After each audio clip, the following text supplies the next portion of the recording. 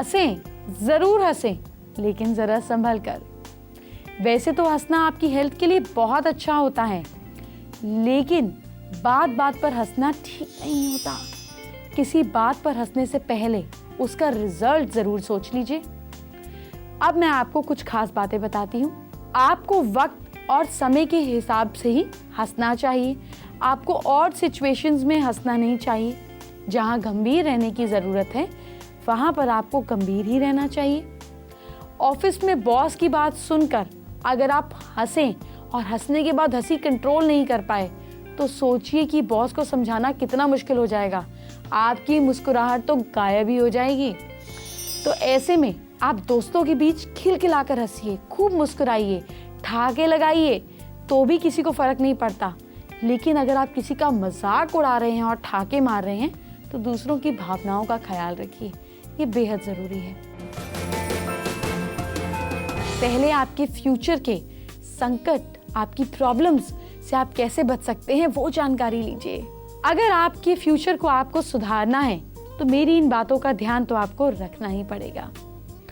अपने living room के कमरे के गेट के सामने, दोबारा बोलती हूँ, अपने लिविंग रूम के गेट के सामने की दीवार पर 2 सनफ्लावर या ट्यूलिप के फूलों का चित्र लगाएं। इससे पॉजिटिविटी आती है। घर के बाहर के बगीचे में साउथ वेस्ट कॉर्नर को हमेशा रोशन रखें। घर के अंदर दरवाजे के सामने कचरे का डिब्बा नहीं रखें। घर में किसी भी कोने के बीच में या कहीं पर भी जूते चप्पल नहीं रखें। घर में टूटे फूटे बर्तन, टूटी खाट या ऐसी कोई चीज टूटी फूटी क्रैक वाली आपके फाइनेंशियल लॉसेस करवाएगी, ये किसी को दे दीजिए, दान में दे दीजिए, चीजों को रिलीज कीजिए। किचन में नीले कलर को अवॉइड करें। किचन फायर एनर्जी है। किचन में ब्लू कलर की टाइल्स, ब्लू चीजें, ब्लू दीवारें होना घर में कैश लॉस दिखाती है।